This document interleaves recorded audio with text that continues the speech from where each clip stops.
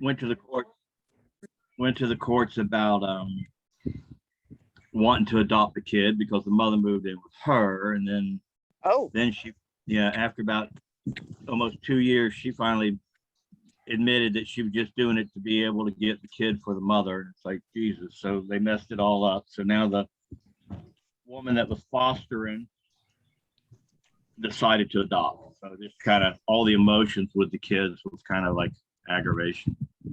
yeah. Yeah. Yeah. That's just so hard on the kids. I mean, besides the adults, it messes with the kids.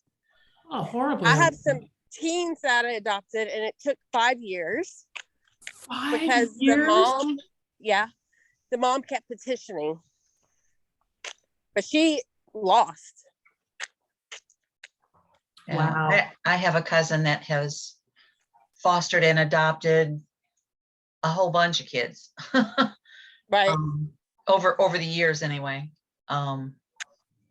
I think there was only one that she didn't end up adopting out of all of them, but I can't give you the timelines and stuff like that. There were lots of courts and lots of different scenarios, and Yeah. family it's just- pictures at holidays are great. And Oh the, God. the process is broken. It needs to be revamped. It's Yeah. very broken on so many levels. Yeah, I completely agree with you. Welcome to America. yeah. Yep, I agree. You know, my husband and I adopted our kids. They're mine. He adopted them, and Oh, I know. But my ex signed them off. Piece of cake. I mean, there was like nothing there, and they were 12 and 14, I think, when he signed them off, or 11 and 13, maybe. I mean, they were older, and so he signed them off. But when we adopted them, and we still had to go through all this rigmarole, even though they were signed off and everything. But when we did adopt them, court date for adoption in our area was always on like Fridays. So we went down to court, and we were the last ones. They adopted all the babies and everything. And then when they got to us, we were there for a while. When we got to us, everybody started bawling. And we were like, I mean, the judge and the attorneys and everybody just started sobbing. And we were like, you guys were just all day long, you were doing what? Why are you sobbing with us? Right. And they're like, nobody adopts teenagers ever. Never see it. Yep. Babies Yeah. all day long, never see teenagers go. I'm like, Yeah. oh, My cousins were always, they were all, the first two kids were twins, and they were still infants. They weren't babies, but they were infants. But all the rest of them were, older kids. They weren't necessarily to the teenager on all of them, but they were all older. school age. Yeah. I mean, no, I mean like at least low teens. They were, Oh, okay. maybe 9 at the earliest, but Mhm. preteens. yeah, they were all older kids. Yeah. I mean, Isaiah, I think, was the oldest, I think. And I'm not sure if Isaiah ended up adopted or not. I don't think so.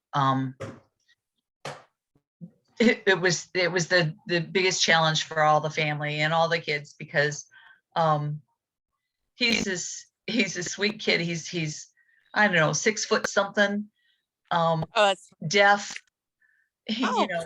and not high intelligence, and it was just a challenge. So here's Isaiah with all these other kids. Luckily they all like sports, and basketball was one of them, and they all played sports of some sort. right. All year long. They'd switch from one track, and basketball were the two big ones, but it was funny. Love it. Anyway, Love it. All right. Well, let's switch over. Let's hear some good news going around, and then we'll go through some numbers that I found that I thought are kind of interesting. So, but let's dig in first. Who's got good news? Everybody does. Who's going first with their good news? I'll go. You go. My proposal's in the running for the leasing. yay. Yes. Congratulations. We're working out the final numbers. Congratulations. Nice job. Thank you. You're welcome. I'll go next. My Blackboard, I said I was going to get one full column of 25 people done. I have now gone from 25 to now I have, and they were just 25 like There were somewhat serious follow-ups is what they are. And now I have, out of the first 25, I've got 8 people on the hot list. I still have, I still have 6 more to do today, but that's very doable. I Yes. figured out how to do it finally. And good. yeah, Share. it's working. So I'm going to start in the beginning of the month, and I'm just going to go look and find really good classes. And once I've got some really good classes, so I have 3. I have the one on the 11th that we're doing with us, the one on the 18th that we're doing with us, and then the 14th, the NCREA one. And then I just, a couple of them, I'm like, hey, you know, and nobody really answers. If they do, you know, chat, how are you? Blah, blah, blah. But for the most part, they're not. And I'm like, hey, don't listen to this. It's going to be too long. I'm just going to text you. And then I pop that over, and it is kind of a long text. I pop it over. And so they're getting hit twice. And then out of that, I've got like one guy who's like, oh my gosh, we got to talk on Monday. This has gone on too long. And then I had 2 more people who were like, I'm not considering you anymore. I'm not doing it. And I just fought. And I was like, and one other girl said, I'm joining another company because they're going to give me draws. And I told her, I'm like, do not make a mistake. Like, don't do this. So I'm pursuing much harder on that side. Conversely, on the other side, I talked to a woman who's probably 80 years old, and she's been in the business 40 years. She's at least 60, I guess. I don't know. And good God, that's my age. Hey, She doesn't do any technology. I know. She Hey, doesn't do any Michael. technology. She's been doing, she's just like, I can't wrap my brain around any of it. Like, I can't, she goes, I can't even upload a photo. I can't do anything. And I'm like, you're not going to be a good fit. I can help you, but you're not going to be a good fit. You're just not. So, Right. so there's that thing where I'm like, if you're not a good fit, you're not a good fit. It's okay. I mean, we talked VA, we talked TC. She didn't even know what a TC was, for goodness gracious. neither do I. Huh? Neither do I. What's a TC? Exactly. But you're not, well, maybe you are challenged, but you're not that kind of challenged. Hey, it's not polite to talk about my mental issues. It's not, especially, don't listen. Anyway, so and then my goal for this upcoming week is to get the rest of that board either all the way done by end of next week, or scheduled, because the following week I'm going on vacation ish. Ooh. Yep. So anyway, so that's my good news. I got through my first set, and I'm fighting, and I got the head wrapped around it. I was looking for a rhythm. Now I have a rhythm, finally. So did you make a system of it so everybody else can follow it? I did make a system so that I can follow it, and anybody else who wants to can do it too, because I love my system. Did you put it on paper? No, it's on my board. Close enough.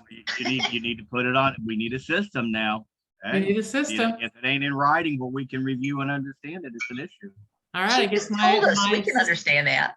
got another job. So what do you guys got for your good news? I got 2 more. All right, I get a lot of text from this one person, the one that's going to be my listing. Last night I get this text, we're putting an offer in, can we talk? I've got questions. Now, her agent is in Pennsylvania, right? But I'm getting her questions. So she's nervous. They haven't seen the house. They did a video tour. They just went up last weekend, looked at a handful of houses in person, and she's going, we love it. We're nervous. We're this, we're that. I'm going, it's okay, you know. And she described things to me, and I said, consider putting in an escalation clause. I said, she said, there's already another offer on it. We want this house. And we're putting an offer in tonight. And I said, check with your agent, see if they work in your area. They may not. She said, well, what is it? and I told her just briefly what it is. I said, again, check with your agent, see what he recommends and how it works. And I said, and you got to be careful, because if the house appraises less than what you actually bid on, you got to either make an out or be prepared to pay the difference. And so anyway, she got all that going on. And in between that, she's going, how quick can you list my house? Are you beautiful? Are you going to be able to do this quick? And we're talking about, you know, there's always short-term rental. You can do that if it doesn't sell quickly, you know, Right. all that kind of thing. So I don't know. They're waiting for a result this morning. So I got that going on. Another thing that she might want to find out from the other agent that's got that listing that they want to make an offer on, do the owners need a rent back? I think they must got that figured out because she knows the date. Okay, perfect. Because if the owners need a rent back and she needs extra time anyway, that might be a win-win all the way around. Yeah, so because she got a date of like the end of September. Oh, And- yeah. Something's And so going on. there's probably something like that in there. Maybe new construction or something on their side too. Okay, perfect. Mhm. All right. Yep. Cool beans. And I've got my first 3 leads from the Brian Kinder thing, but Huh? none of them are any good so far, but I got 3 leads. Congratulations. And was it overwhelming or was it all doable? I haven't done anything, so it's all doable. It's all doable. The exactly right answer. All right, Michael, my challenged friend that I'm not supposed to talk about. It's the good morning challenge, Michael. Yes, it is. so- Sweetie, what's up? Y'all just want to beat up on me. I'm through my 90-day thing, except the issue with the videos and getting onto that crap. The email that you put into your system is wrong, apparently. Oh, Gary, please let me know. Or Bev, different. let Bev know. Gary sent me a different one. So I'm waiting to find out if I can even get into that. So all I got left are the videos on. Wow. Yeah, definitely let Gary and Bev know because they're the ones that fix and do all that kind of stuff. I did. I put in there that I sent a picture of what you have in your system. Right. Text it to Gary and put in the email address there so he knows what it is. But it's wrong because I've emailed that one 3, maybe 4 times and never got a response back or not even a rejection that it was a bad email. Gotcha. And you're not the first person that's had a problem with it. Just nobody's told us what the problem was. So I've heard before there's some problem with something in there with an email not getting answered. So Did you we've not always tell me gone that you around it. put that system together? Yes, and David and I put it together. There were parts I didn't do and parts I did do, but then it all went to the team and then the team has to go through and get everything and put it in the right format and put everything up. So I'm not I was really just- sure, but I can't fix. I was just looking if I could blame you or not. That's all. Yeah, you blame me, I'll take it. I don't care. I'm fine with that. All right, so there's 2 things that by the way, sorry, congratulations. That is a heck of good feat. Yes. It I'm really jealous. is. So how many days actually is it from start to finish, minus the video issue? I got no idea. I've been trying to do it from day one and most of the stuff was done except for the video. Okay, all right. So I I mean, think you're probably the gonna win little for 30-day, I did go over everything again real quick, but I mean, it only took me about 2 days to review everything again. There's nothing Right. there. Like click, click, click. Yeah, cool Yeah. beans. All right, so let's do this. Let me see if I can put this into the chat box because that's what I want to do. Let's see if this will, nope, doesn't want to go in. Let's go this way and open up chat. Let's see if we can drop this in this way. I'm going to talk over you if that's okay while you're trying to figure that out. It's in, we should be able to click on it and I'm going to All share right. my screen. All right. And so that you guys can do it either direction. Okay, so what I have is I have numbers from Orlando. Share screen. Let's do it this way too. Whoops, I want to see this one. Okay, can you guys see my screen? Yes. Okay, so market trend report. Yes. Yeah. Cool beans. Okay, so this is actual numbers. Let's do it this way. This is actual numbers from Orlando area. I had Kai pull these, move you off of here. And so what we have is days on market, or time actually, 30 days, 60 days, average days on market, list price over sales price ratio, average sold price, list price, volume sold. If you had pulled these numbers off of your MLS and these were your actual numbers, what is the story that you would tell from this? Still a bunch of fools paying more than they should. Well, it's Florida. The shorter the Yeah. days But- on market, the more over list price. Yeah, we definitely have way down shorter days on market. But Yeah, I the mean- days on market are getting longer and they're going for under asking. So this is oldest up here, this 22. I know you're walking, honey. So this Oh. chart is actually flipped. So the oldest is 22, and now we're all the way down to 14 days on market. For the past 90 days, we've been running at 14 to 13 days on market. Oh, It still seems kind of stable to me. I mean, it is shifting slowly, but unless I'm reading it wrong too. So if you had this and you were going in front of, how would you use this to lead generate for, or talk to your people about buying and or selling? If these are the numbers in your area, what kind of stories are you going to tell around this? So what are you guys noticing here? One is the days on market. We're down to possibly multiple offer situation. Right? And you 0 to 30 is the current, they're their most current, right? Yeah, this is this month, Okay. last month, 3 months ago. So actually Kai did it upside down, but, or from what I would have done it, but that's just how he did it. Oh, well, that doesn't. Yeah, it's not one or the other. Yeah. I agree. The days on market's actually getting smaller. Mm-hmm. And the volume in this month is, as far as the volumes, is smaller, so that it's shrinking. And the There's the- prices are still at full price or a little bit above. So you can count that if you're selling that, you're likely, if it's priced right, you're likely going to get at least full price offers. That's a good story. Kay, what we're doing is, this is a market trends report from Orlando, all of Orlando. This is 0 to 30 days. So this is the current month. This is 6 months ago. Days on market, list price, sales price, average sold price, list price, and volume sold. So if you had this graph and you pulled these numbers, what is the story that you would tell as you're lead generating with your sellers and or your buyers? What's your story around this graph? I want you guys to be able to interpret numbers. The first The thing only we thing- come up, go ahead.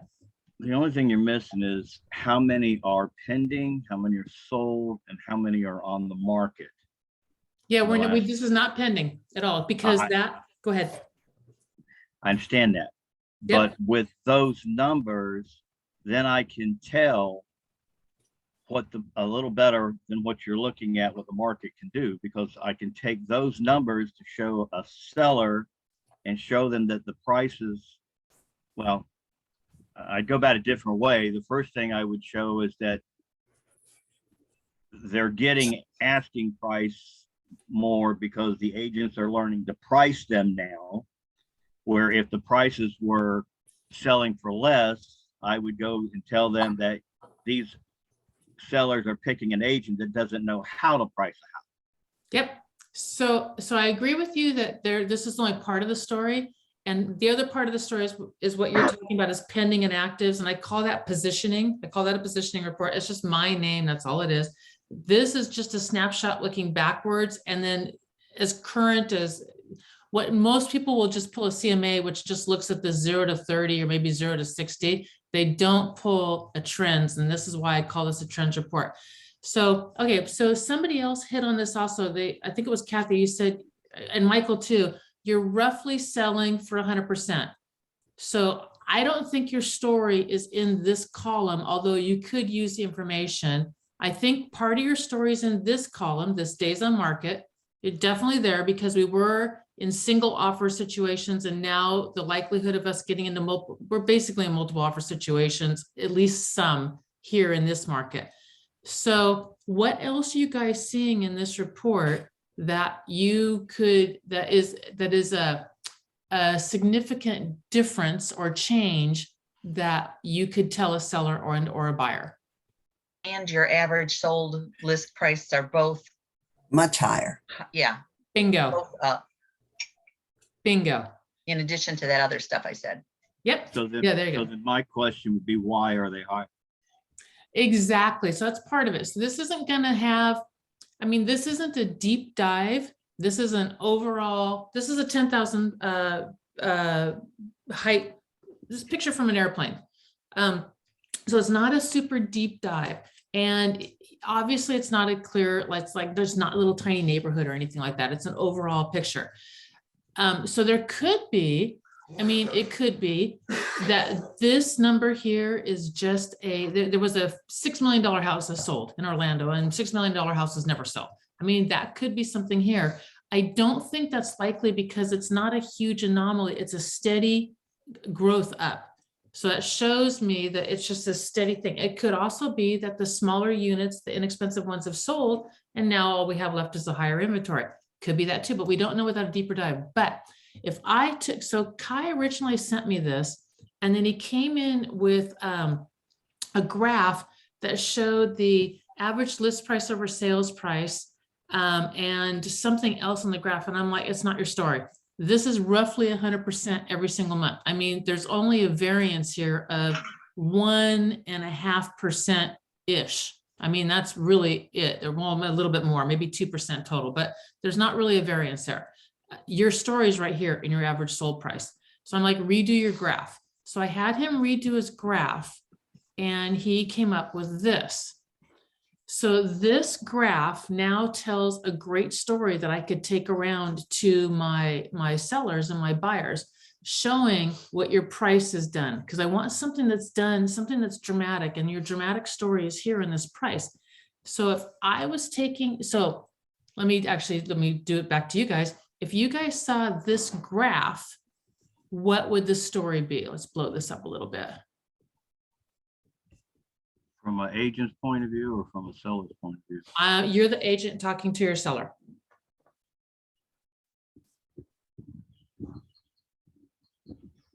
Sales price to list price is decreasing. There is a little bit of that. It's not much. I would probably ditch this whole section over here, but there is a little bit of that. So you better, so I think that was Kay that said that. So you better price right, Mr. Seller. I would totally use that one. You better price right dead on where we need to price. The ratio between the days on market and the sales price is huge compared to the other months. That it, I mean, in terms of the difference, Mm-hmm. I mean, all the other ones are either like the 30 to 60 is like spot on. What I'm seeing is there's less inventory. Well, that too. There's less inventory. Okay, so Mr. Seller, there's less inventory. What does that mean for you? I can charge higher prices. There you go. There you go. But I go back to the same thing. If you charge too high a price, you don't get as many people looking at it. Therefore, I can't bid enough people up to get you the $500,000 where everybody's getting the 480. Hello. Right, you're right at the, because you're right at 100%. You better price right dead on. But Mr. Seller, your house, you have $75,000-ish of equity that you did not have 6 months ago. Now, is that necessarily true in their particular neighborhood? No. So you do need to deep dial in. Again, it's just a big, huge snapshot. But we want to let you know that in Orlando, on average, your average homeowner has $75,000 more equity than they had 6 months ago. However, we're running really, really, really tight with our list price to sales price ratio, and we have a little bit less inventory on the market. I don't know how long this is going to last. There are signs all over the nation that it's not going to last. If I were you and you've been thinking about selling and you kind of been hemming and hawing about when you want to do it, for instance, in Orlando, we tend to run a little hotter in the wintertime than we do in the summer because our seasons flip like Phoenix. Yeah. So because of that, I think you might want, rather than waiting till fall, you might want to list now. But where am I going to go? Such a good question. What I'd love to do is sit down with you and I'm going to close for the appointment. On the appointment, we're going to talk about ribbon. We're going to talk about all those kinds of opportunities. Are you moving up? You moving down? If I'm moving up, then we're going to pull numbers just on that moving up and look, you've got more leeway there, but I'm going to have answers for it. And actually, where am I going to go? Mr. Seller, we hear that all the time. I'd love to sit down with you Tuesday or Thursday at 2 or 4 o'clock, which works best for you. And we'll go through how we solve that for all of our clients. But I'm going to close. But I'm going to use this. Okay, does this make sense of how to, of looking for the story in your numbers? I got crickets here. Yeah. Yeah. Yeah, no, it makes sense. Okay. For me, I get what you're saying, but there's a lot more information missing for me to be able to sit and talk. I agree. This is not, That's nothing I can discuss. this is lead generating. Yeah, I can't take that and sit down with a seller and discuss with them, but that would give me an idea that, hey, prices were, you know, 150 days ago, they were 424. Now they're 470, 480, you know. So yeah, it would give some speaking thing, but in my case, I don't talk anything about anything until we sit face to face. I don't give you no information. For So me, we're going to trade your time, my information. for my knowledge, for me, it gives me a great confidence in picking up the phone because I can Wow. confidently pick up the phone and I can sit, which I can do anyway, but it gives me a reason to, because I can pick up the phone and I can say, look, I have information that looks like the market is da da da da da da, whatever that story tells me. I would love to sit down with you and show you why I know that and how I know that. And then we're going to do, when we sit down, we're going to do the 10,000 square foot view and we're going to dial it in. So, and the way that I present that is, would you like to know what's going on? Would you like to know what's going on in the market? And then that's the bigger view. And we start to dial it down. And then would you like to know what's going on in your property? And that's dialed down view. And so that's how I present that. And then that went straight into paperwork. So that's that. I also wanted to tell you guys about a cool thing that I've got a friend that does in Ohio. Yeah, he's in Ohio all the time. And it's a reverse commission. And it's not legal in every state. Like I know in California, you cannot do this. You can't, well, whatever. Here's how it works. A reverse commission works like this. On the first, let's say 250 of the house or 300 of the house, you, Mr. Buyer's agent, get 3%. Anything that goes over purchase price between 3 and say 450, you're only going to get 2 or 2.5%. Anything that's over 450, you're only going to get 2%. You reverse commission it down and it ends up that it puts a lot more money in your pocket. They still get paid and they still get paid really good, but it puts a lot more money in your pocket. Make sure first that it's legal to do in your area. So a short little chat in with the broker, can I do a reverse commission? And then kind of figure out with the average price points in your area, what's a good, fair place to, because agents, if your average house goes for 300 are never gonna, I mean, they're gonna be pissed at a reverse commission that starts at like 100,000. You know what I mean? So for the beginning chunk, the first chunk, you charge the 3%, you pay the 3%. For the next chunk, you'll pay like 2.5. And then for the next chunk, you'll pay 2. So if the house is $1 million, it would end up with you maybe, 20,000 in there in your pocket and maybe 10,000 in theirs. So you figure out what the price points are. And I would figure out if I was going to do this, what the price points are as far as what the average house sells for in my area. And the average, so if the average house sells for say 250 or 200, so my commission is roughly, what is that, 6K. So if my average commission would be 6K on the $200 house, I would be pissed if you were only offering me 1,500. But if I know I'm going to get my 6K, and then between, 250 and there, I'm only going to get 2%. Well, I'm still going to get 8K, let's say, on a $300,000 house instead of 9K. Well, I'm still okay with that, So it's a reverse commission. I'll have to look it up because for some reason it's not sticking how it all fits together. But I think it basically is only it's in steps. Like across the mountain here, Mm-hmm. they use 2.5% to buyer's side all the time. Yep. All the time. Mhm. Here on my side, it's generally 3%. I don't see any shift in anything. And I've never seen this, so I don't even know how you'd put that into the MLS. Too complicated to be bothered with. It does seem like it's a lot of work, but So, in the Central Florida area, agents have screwed themselves by taking 4 and 5%. They're offering 2 to 2.5% on all buyers' side, just about everything. That's all there is. Rarely do you see 3. So no matter what negotiation I make with my sellers, whether it's 6 or 7%, if you're dumb enough to take 2.5, I'll give you 2.5 and I'll keep the rest. I always gave out 2.5. I ran my listings at 6, sometimes 7, 10 for land. And I gave away 2.5 and I kept 3.5 on everything I did. I didn't reverse commission, but my price point was lower also. What do you mean your price point low? You mean, oh, okay. My listing price point was lower.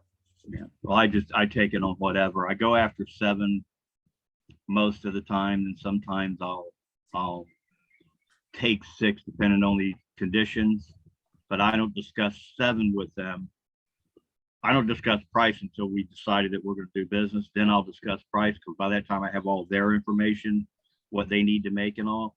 And then I will determine whether I'll take 6 or 7 at that time. I didn't talk commission unless they asked a question about it. Other than that, the listing agreement was already filled in, it was ready to go. Yeah, the only time I talk commission is after you said I'm going to use you. Right. And then and the commission comes up when it's filling out and signing the paperwork. And then when they say, well, so-and-so charged 5, and why am I here? Yeah, exactly. In Cali, they do a 4% listing all day long. There's And people here. everything is, it's a 3 to 4% listing. They only give away 2%. They keep 1. It's a nightmare. And it's been a race to the bottom for the past 10 years. It's They horrible. do that. There's some that do that here, but the problem is when you go back, and if I have a competition and I know it, I pull up, I'm just looking at some of the agents' office production. Because you can get all kinds of reports on Stellar, that system you're looking at. You can pull an agent or whatever. So I'll pull the agent and the office stats. And I'll I do that too. Mhm. I'll carry that with me. So if I get into a piston contest and someone says, well, hey, they're going to do it for 4%. Great. I'll flip around those 2 pieces of paper. I said, well, this is what their office production does. This is what that agent does. Oh, by the way, here's my production. And what do you see? Yeah, exactly. One of the things I was really proud of is my office in California. We took the average listing commission all the way up to, for the whole entire office, all the way up to 2.25. When I got there, it was 1 point some garbage. I was appalled when I saw it. And I also removed the rule that you had to charge X amount. I'm like, I'm going to get rid of that completely. You can charge whatever you want to charge, but we're going to work on bringing your stuff up, but anyway. All right, you guys. Thank you for a really good week as per always. I hope you guys have a great weekend and go sell a house. I got to go see Mickey. Go see Mickey. Aw, poor Mickey.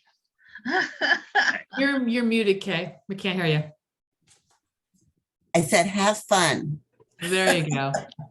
All right, y'all. Talk All right. later. Bye-bye. Bye-bye.